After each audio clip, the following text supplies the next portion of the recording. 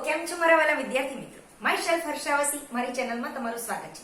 આજે આપણે જોઈએ સ્ટાન્ડર્ડ 10 મેથ્સ ચેપ્ટર 1 નો પાર્ટ 5 સ્વાધ્યાય 1.2 નો ક્વેશ્ચન નંબર 4 જોઈએ. જો ગુસાઅ 306,657 બરાબર 9 આપેલ હોય તો લસાઅ 306,657 શોધો. અહીંયા ગુસાઅ આપેલો છે અને આપણને લસાઅ શોધવા કીધું છે. તો એક સૂત્ર લખી દો. ગુસાઅ AB એટલે કોઈક સંખ્યા છે બે ઇન્ટુ લસાઅ AB is equal to A into B. એટલે આપણને જો ગુસાઅ આપેલો હોય તો આપણે આ સૂત્રને આધારે લસાઅ શોધી શકીએ છીએ અને જો લસાઅ આપેલો હોય તો આપણે એ સૂત્રની મદદથી શું શોધી શકીએ છીએ? ગુસાઅ શોધી શકીએ છીએ. તો આ સૂત્રને નોટ ડાઉન કરી લો 2 થી 3 વાર. આ સૂત્ર ઉપરથી આપણે ગુસાઅ આપેલો હોય તો લસાઅ આપેલો હોય તો ગુસાઅ શોધી શકીશું. ઓકે, નોટ ડાઉન થઈ ગયું. હવે આપણે જોઈએ આપણને a ની જગ્યાએ a is equal to કેટલા આપેલા છે? a 306 છે તો a is equal to 306. ચાલો b કેટલા આપેલા છે? 657 તો લખી દેશું 657. ક્લિયર? a અને b આપણી પાસે છે. હવે આપણે શું કરશું? આ સૂત્રની અંદર મૂકી દેશું. ચાલો લખી દઈએ. ગુસાઅ a ની જગ્યાએ કેટલા લખશું? 306 657 મલ્ટીપ્લાય લસાઅ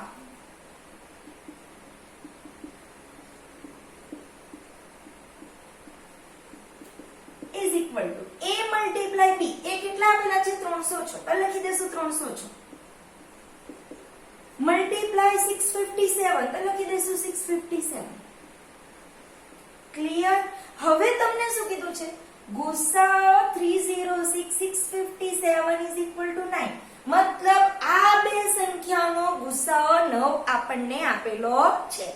તો આની જગ્યાએ આ ગુસાઅની જગ્યાએ આપણે શું લખશું? 9.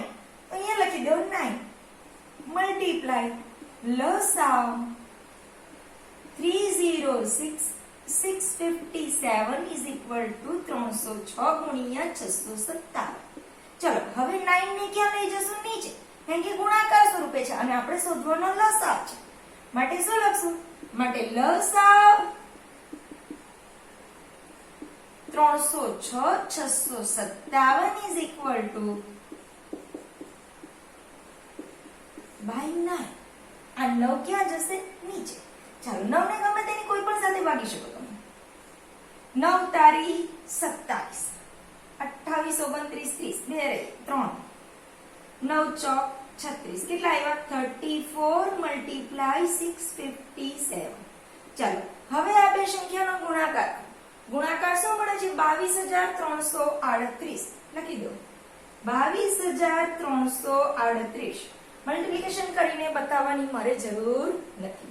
ઓકે, ક્લિયર થઈ ગયું? આની જગ્યાએ જો આપણને લસાઅ આપેલો હતો તો આપણે ગુસાઅ આસાનીથી શોધી શકીએ. આ સૂત્રને ખાસ યાદ રાખજો, નોટ ડાઉન કરી લેજો. હવે આપણે જોઈએ ક્વેશ્ચન નંબર 5. ઓકે, નોટ અને પેન સાથે જ લઈને બેસજો, ખાસ જરૂરી છે અને આ સૂત્રને ખાસ ધ્યાનમાં રાખજો. હવે આપણે જોઈએ ક્વેશ્ચન નંબર 5.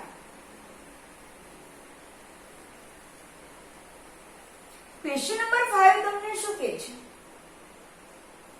ક્વેશ્ચન નંબર 5 કહે છે કે કોઈક પ્રાકૃતિક સંખ્યા n માટે 6 ના n ઘાતનો અંતિમ કોઈક પ્રાકૃતિક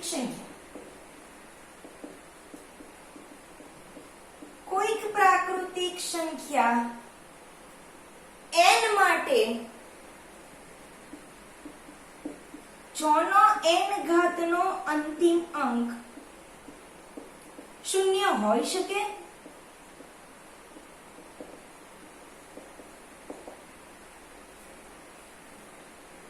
તે ચકાસો.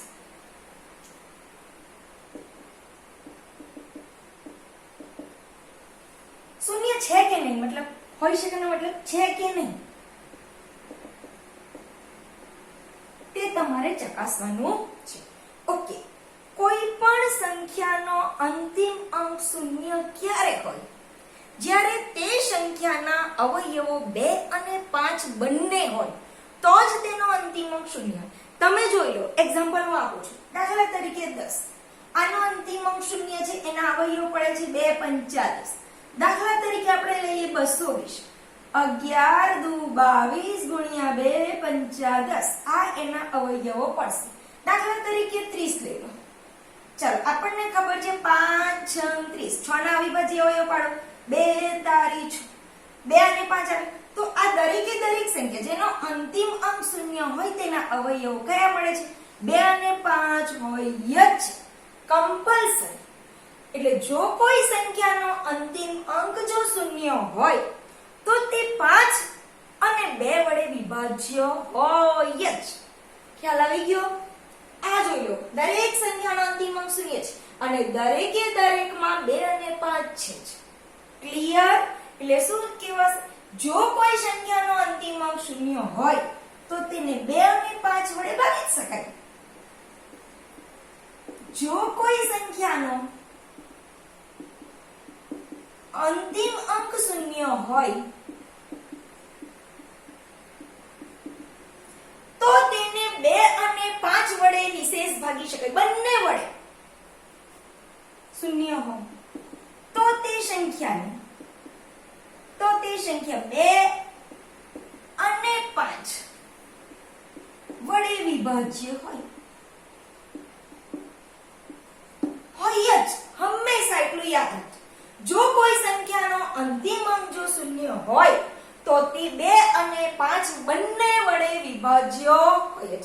એટલે જો અંતિમ અંક શૂન્ય હોય તો તેવી સંખ્યાનો જો આપણે અવિભાજ્ય અવયવ પડે, અત્યારે આપણે 3 સંખ્યા લીધી એક્ઝામ્પલમાં અને તેના આપણે અવયવ પાડ્યા તો દરેકે દરેક એના અવિભાજ્ય અવયવમાં શું મળ્યું? આપણને 2 અને 5 મળે છે.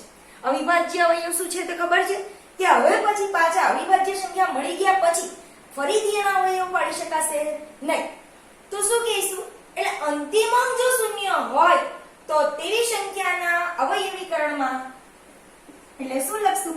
જો અંતિમ અંક શૂન્ય હોય, જો અંતિમ અંક શૂન્ય હોય તો તેવી સંખ્યાના અવિભાજ્ય અવયવીકરણમાં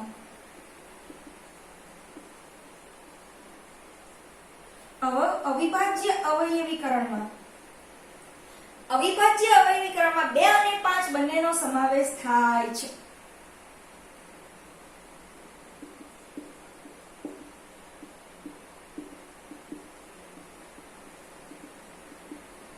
હવે તમે જો આપણને શું કીધું? 6 નો n ઘાત. ચાલો 6 નો n ઘાત. 6 ના n ઘાતમાં 6 ના અવયવ પાડો. કેટલા થશે? 2 તારી 6 આખાની n ઘાત. મતલબ શું થશે? 2 ની n ઘાત ગુણ્યા 3 ની n ઘાત. હવે અહીંયા ખાસ જો, હવે n એ કોઈ પ્રાકૃતિક સંખ્યા છે લખી દે. આપણને કીધેલું છે જ્યાં પ્રાકૃતિક સંખ્યા જ્યાં n પ્રાકૃતિક સંખ્યા છે.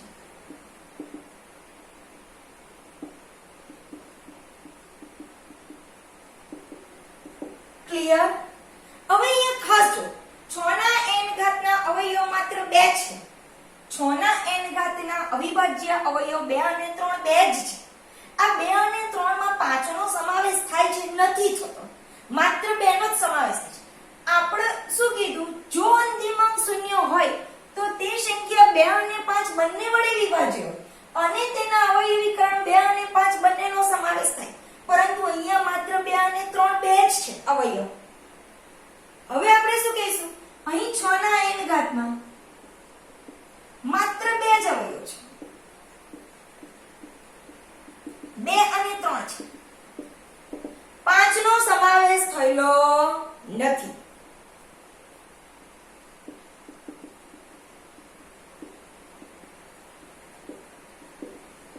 તો 6 ના કોઈ પણ ઘાત લેવો. 6 ની n ઘાત મતલબ શું કહેવાશે? 6 ની 1 ઘાત, 6 ની 2 ઘાત, 6 ની 3 ઘાત, ગમે તેટલી ઘાત લેવો. એટલે 6 × 6 લેશું, ગમે તેટલી ઘાત હશે. પણ 6 ના અવયવ કયા પડશે? 2 અને 3.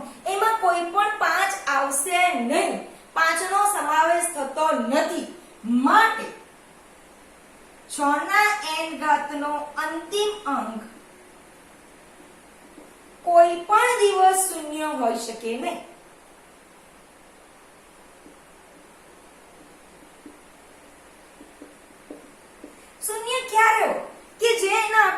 અવિભાજ્ય અવયવીકરણ કરીએ અને અવિભાજ્ય અવયવીકરણ દરમિયાન આપણને જો 2 અને 5 મળે તો જ એનો અંતિમ અંક શૂન્ય હોય.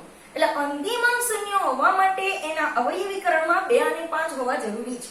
પરંતુ 6 માં એ નથી. 6 ના અવયવો કયા પડે છે? 2 તારી 6, 2 અને 3. 2 તો છે, 5 નથી. 2 અને 5 બંને જ હતી.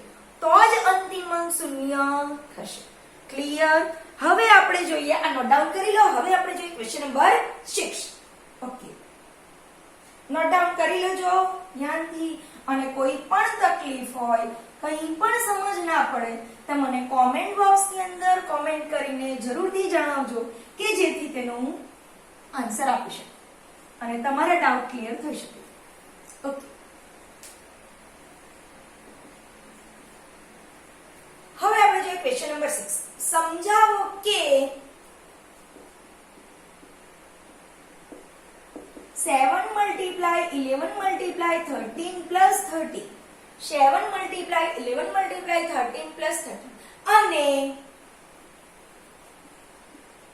7 × 6 × 5 × 4 × 3 × 2 × 1 + 5 એ વિભાજ્ય સંખ્યા છે. શું કીધું છે? એ વિભાજ્ય સંખ્યા છે.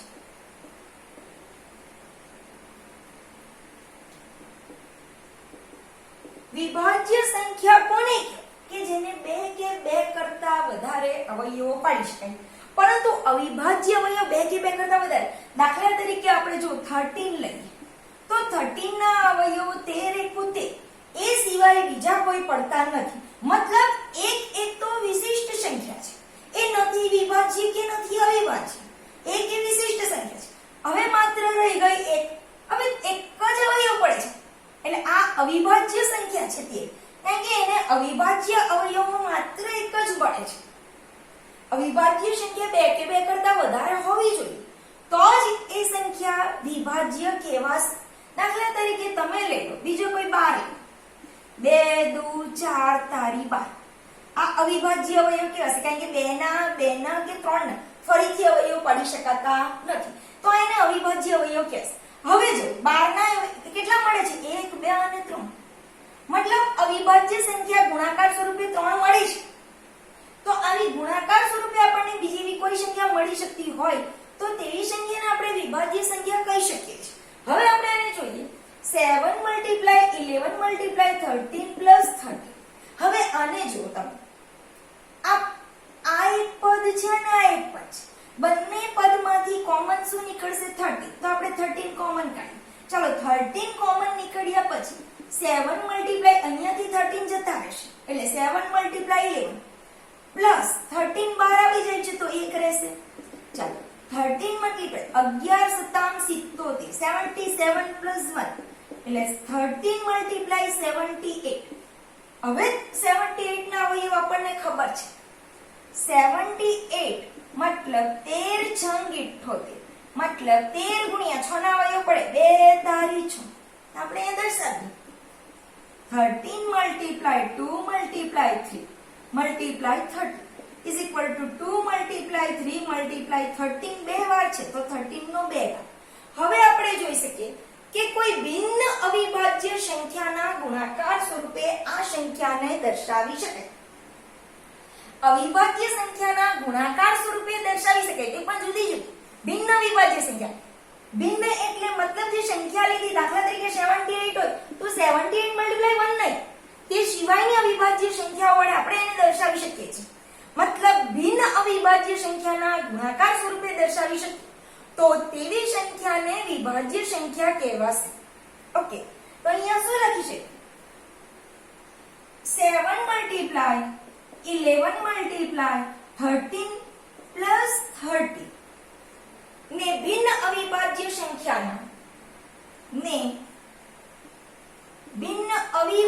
સંખ્યાના ગુણાકાર સ્વરૂપે દર્શાવી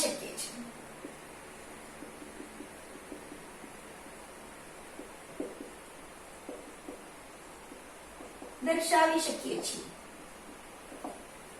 માટે 7 × 11 × 13 + 30 એ વિભાજ્ય સંખ્યા છે. હવે જો આપણે એક તો સાબિત કરી દીધું કે આ વિભાજ્ય છે. હવે આપણે આ સાબિત કરવાનું છે કે આ વિભાજ્ય છે કે વિભાજ્ય કોને કહેવાય?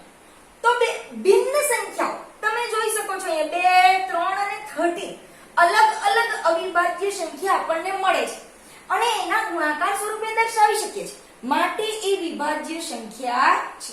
ઓકે, ફરીથી આને જોઈ લઈએ. ઓકે, નોટ ડાઉન કરી લેજો, હજી આનો પાઠ બાકી છે.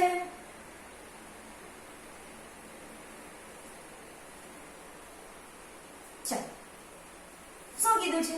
7 multiply 6 multiply 5 multiply 4 multiply 3 multiply 2 1 plus 5. ચાલો, અહીંયા આપણી પાસે બે પદ છે. એક પદ આ અને બીજું આ. એ બંનેમાંથી કોમન શું નીકળશે? 5. ચાલો 5 કોમન. આ 5 કોમન નીકળી ગયા. શું રહેશે? 7 multiply 6 multiply 4 into 3 into 2 into 1 plus 5. Okay, 5 નીકળી ગયા એટલે શું રહેશે? 1. ચાલો 5 7 છંગ 42 42 ચોક 168 168 multiply 3 કરો કેટલા આવશે? 504 504 multiply 2 કરો કેટલા આવશે? 504 multiply 2 4 દુ 8 5 દુ 10 1008. ઓકે, 1008 વત્તા 1 કેટલા આવ્યા? 5 multiply 100 8 વત્તા 1 9 મતલબ 5 multiply 1009. આ પણ કોઈ પણ બે સંખ્યા આવી ગઈ. ભિન્ન અવિભાજ્ય સંખ્યાના ગુણાકાર સ્વરૂપે દર્શાવી શકીએ છીએ. માટે આ સંખ્યા પણ કેવી કહેવાશે? વિભાજ્ય સંખ્યા કહેવાશે. લખી દઈએ. આમ 7 multiply 6 multiply 5 multiply 4 into 3 into 2 into 1 plus 5 ને ભિન્ન અવિભાજ્ય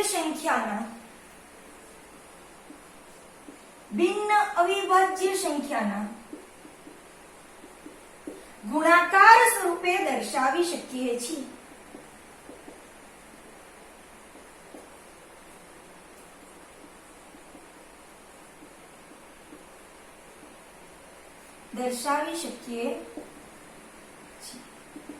માટે 7 into 6 into 5 into 4 into 3 into 2 into 1 plus 5 એ વિભાજ્ય સંખ્યા છે.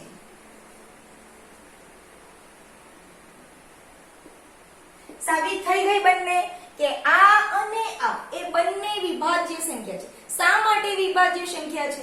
તો એને ભિન્ન અવિભાજ્ય સંખ્યાના ગુણાકાર સ્વરૂપે આપણે દર્શાવી શકીએ છીએ. માટે આ સંખ્યા વિભાજ્ય છે. હવે જોઈએ last question number 7. Question number 7. એક રમતના મેદાનમાં વર્તુળાકાર માર્ગ છે. સોનિયાને તેનું એક પરિભ્રમણ પૂર્ણ કરતા 18 મિનિટ લાગે છે, જ્યારે રવિને 12 મિનિટ લાગે છે. ધારો કે બંને એક જ સમયે એક જ બિંદુએથી એક જ દિશામાં પરિભ્રમણ કરવાનું પ્રારંભ કરે તો કેટલી મિનિટ બાદ પરિભ્રમણ બિંદુ પર ભેગા થશે? એકદમ સરળ દાખલો છે. મોઢે ગણી શકાય એવો છે. પહેલા હું તમને એમ જ સમજાવી દઉં, પછી આપણે દાખલાની રીતે જોઈએ. ચલો, આ એક વર્તુળાકાર માર્ગ છે. વર્તુળાકાર માર્ગ તો ખબર છે બધાને, સર્કલમાં ફરે છે. હવે સોનિયાની વાત કરીએ. સોનિયા છે ને? ઓકે, સોનિયાની વાત કરીએ તો તેને એક પરિભ્રમણ મતલબ જો અહીંયાથી શરૂ કરે અને ફરીથી અહીંયા આવે ત્યાં સુધીમાં એને એક ચક્કર પૂરું કરતા એને 18 મિનિટ લાગે છે. ખાસ ધ્યાન આપજો. હવે જો એ ફરીથી અહીંયાથી સ્ટાર્ટ કરશે તો બીજી 18 મિનિટ લાગશે. મતલબ બે પરિભ્રમણ પૂરું કરતા ફર્સ્ટમાં 18 તો બીજામાં 18 દુ 36 ટોટલ 36 18 તારી 54 ત્રીજું પરિભ્રમણ બાદ 54. ખ્યાલ આવ્યો? એવી રીતે 18 ઉમેરાતા જશે. હવે તમે વિચાર કરો રવિનો. હવે રવિ જે છે એક પરિભ્રમણ પૂરું કરતા કેટલો સમય થાય છે? ને 12 મિનિટ થાય છે. ચાલો બીજું પરિભ્રમણ પૂરું કરે તો 12 દુ 24 ટોટલ સમય કીધેલો છે. ત્રીજું પરિભ્રમણ કરે તો 12 તારી 36. બંને કેટલી મિનિટો બાદ સોનિયા પણ દાખલા તરીકે સોનિયા ને રવિ અહીંયાથી સ્ટાર્ટ કરે, એ લોકોનું પ્રારંભ બિંદુ આ છે. શરૂઆત અહીંયાથી કરે છે, બંને એક જ દિશામાં ફરે છે. તો જો સોનિયા એક ચક્કર મારશે, બીજું ચક્કર મારશે, ત્રીજું ચક્કર મારશે, એવી રીતે ચક્કર મારશે તો કેટલી મિનિટો બાદ બંને સાથે મળે, તમે આ બંનેને સરખાવી જો. જો બંનેમાં સરખી મિનિટ કઈ છે 36, એટલે આનો સેકન્ડ રાઉન્ડ, બીજો રાઉન્ડ હશે અને આનો થર્ડ રાઉન્ડ હશે. એ સમય દરમિયાન બંને આ જ બિંદુ પર ઉભેલા હશે. ખ્યાલ આવી ગયો? નાના હતા ત્યારે આપણે લસા આ જ રીતે શોધતા હતા, માત્ર ગુણિત ઘડિયાળના આધારે શોધતા હતા. આ રીતે જો તમને પૂછે કે કેટલા ચક્કરમાં એ લોકો સાથે મળે છે તો સોનિયા કેટલા ચક્કરમાં, સોનિયા બીજા જ ચક્કરમાં, બીજા જ રાઉન્ડમાં થાય છે અને રવિને ત્રીજા રાઉન્ડમાં, મતલબ એ ત્રીજા રાઉન્ડ કરવા અહીંયા જાય છે, સોનિયા બીજા રાઉન્ડમાં અહીંયા જાય છે. તો બંને એક સાથે મળે છે, મતલબ કેટલી મિનિટ બાદ 36 મિનિટ બાદ. તમને મિનિટ પૂછેલી છે કે કેટલી મિનિટ બાદ બંને ફરી પ્રારંભ બિંદુ પર ભેગા થશે. તો કેટલી મિનિટ બાદ 36 મિનિટ. અને એના માટે આપણે શું કર્યું? આ લસા લીધેલો કહેવાય. ઓકે, આપણે લસાને અવિભાજ્ય અવયવની રીતે શોધીએ. આ તમે શોર્ટકટ ટ્રીકમાં આ રીતે પણ કરી શકો છો. આ રીતે તમે વ્યવહારિક દ્રષ્ટિએ કોન્સેપ્ટ ક્લિયર કરશો તો તમારે દાખલાને ગોખવાની જરૂર પડશે નહીં. મેથ્સ એ સૌથી ઈઝી સબ્જેક્ટ છે, એક પણ તમને ગોખવાની ટ્રાય નહીં કરો. ઓકે, જોઈ લઈએ શું કરશું. સોનિયા અને રવિ, સોનિયા અને રવિ બંને 12 મિનિટ, સોનિયાના 18 મિનિટ છે, સોરી 18 મિનિટ અને 12 મિનિટ ના લસા જેટલા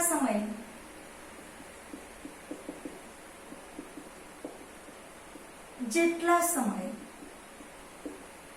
બંને ફરી પ્રારંભ બિંદુ પર ભેગા થશે.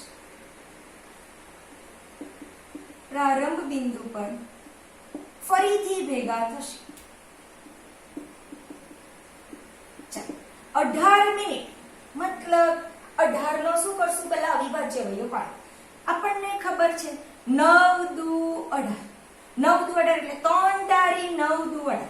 તો આપણે એના અવિભાજ્ય અવયવમાં શું લખશું? આપણને 18 ને ખબર છે કે 9 દુ 18, તો શું લખશું?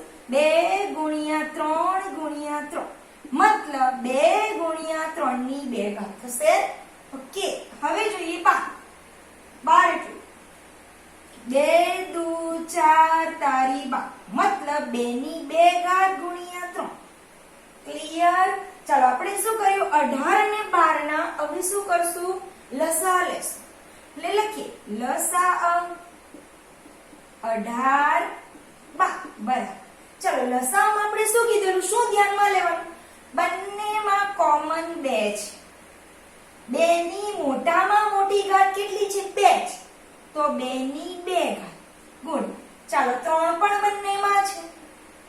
3 ની મોટામાં મોટી ઘાત કેટલી છે? અહીંયા દેખાય છે તમને 2, તો શું લેશું? 3 ની 2 ઘાત. ચાલો 2 ની 2 ઘાત મતલબ 2 ગુણ્યા 2, 2 દુ 4 ગુણ્યા 3 ની 2 ઘાત એટલે 3 ગુણ્યા 3, 3 તારી 9. ટોટલ જવાબ કેટલા આવ્યા તમારા? 36. લસા તમારો કેટલો આવ્યો? 36. માટે આપણે ફાઇનલ આન્સર શું લખશું? સોનિયા અને રવિ બંને 36 મિનિટ બાદ પ્રારંભ બિંદુ પર ફરીથી ભેગા થશે. આ લખી શકો તમે એક જ દિશામાં પરિભ્રમણ કર્યા બાદ. Okay, clear? તો હવે આપણે ફાઇનલ આન્સર લખી દઈએ. ફાઇનલ આન્સર સોનિયા અને રવિ બંને 36 મિનિટ બાદ ફરીથી પ્રારંભ બિંદુ ઉપર ભેગા મળશે. ક્લિયર? આવી રીતે બીજા પણ દાખલા પૂછી શકાય કે ફાધર એન્ડ ડોટર બંને ચાલવા નીકળે છે, એક આટલા સમયમાં ડગલા માંડે છે, બીજા આટલા સમયમાં, તો બંને સાથે ક્યાં મળશે? કોઈ બે બસ છે, કોઈ બે નળ છે, એવી રીતે કોઈ લાઈટ હોય કે ભાઈ લાલ લાઈટ આટલા સમય બાદ, જબકે પીળી લાઈટ આટલા સમય બાદ, લીલી લાઈટ આટલા સમય બાદ, તો ત્રણે ત્રણ લાઈટો એક સાથે ક્યારે ઝબૂકશે? જ્યારે પણ આવા ક્વેશ્ચન પૂછાય સમજી લેવાનું કે અમારે લસા શોધવાનો છે. ક્લિયર? તમને પૂછાય કે ભાઈ BRTS બસ ની શરૂઆત અહીંયાથી થાય છે, શરૂઆતમાં એને ફરીથી અહીંયા સુધી આવતા આટલો સમય લાગે છે, બીજી બસ આટલો સમય લાગે છે, તો બંને બસ એક સાથે ક્યારે મળશે? તો આવી રીતના જ્યારે ક્વેશ્ચન આવે છે બોર્ડમાં ત્યારે આપણે શું કરશું? એનો લસા શોધશું અને લસા શોધવાથી તમને ક્લિયર થશે. ઓકે, ખ્યાલ આવી ગયો? આમાં કોઈ પણ દાખલો હોય તો આપણે લસા શોધશું. અને ખાસ જો મારો તમને વિડીયો ગમ્યો હોય તો તેને લાઈક કરજો, શેર કરજો, જો ચેનલ પર નવા હોય તો સબસ્ક્રાઇબ કરજો અને બેલ આઇકનનું બટન દબાવવાનું ભૂલશો નહીં. જો તમે બેલ આઇકનનું બટન દબાવશો તો તમને મારા નવા વિડીયોના નોટિફિકેશન મળતા રહેશે. Thank you.